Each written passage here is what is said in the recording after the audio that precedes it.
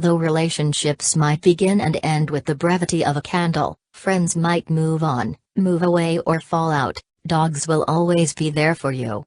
As we moan and groan our way through life, lamenting each tiny inconvenience that affects our existence in some imperceptible fashion or another, our faithful hounds bound gleefully at our heel, overjoyed beyond all reason by the simple throwing of a stick, or the smell of sausages in some nearby eatery. Perhaps this is why dogs have become such an essential part of our lives, woven so indelibly into the fabric of humanity that a world in which they didn't exist as our pets is hard to imagine, and depressing to envisage.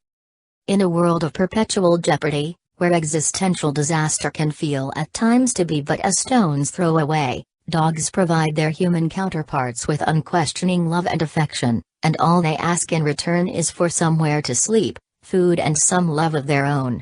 They are, in short, a lot less needy and altogether more infectiously happy than the humans they deign to live with. Imagine, then, the crushing feeling of losing your bundle of joy.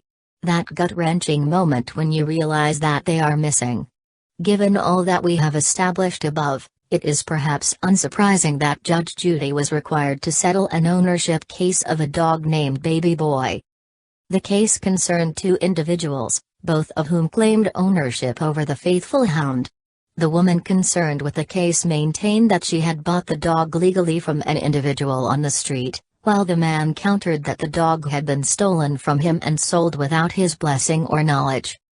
Eschewing the usual formalities of such a case, Judge Judy devised a rather more rudimentary, and altogether extremely effective method of ascertaining who Baby Boy's rightful owner actually was.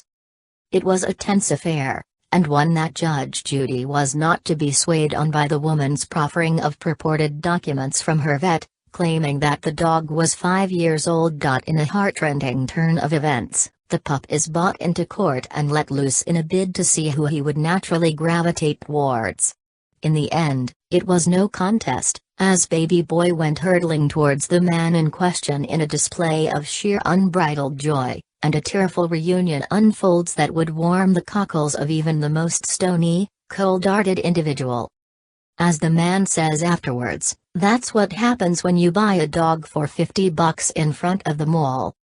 Though we might be in the throes of hitherto unprecedented crises that threaten our very existence as a species, it seems that there will always be one bond that will never be broken, that between man and man's best friend.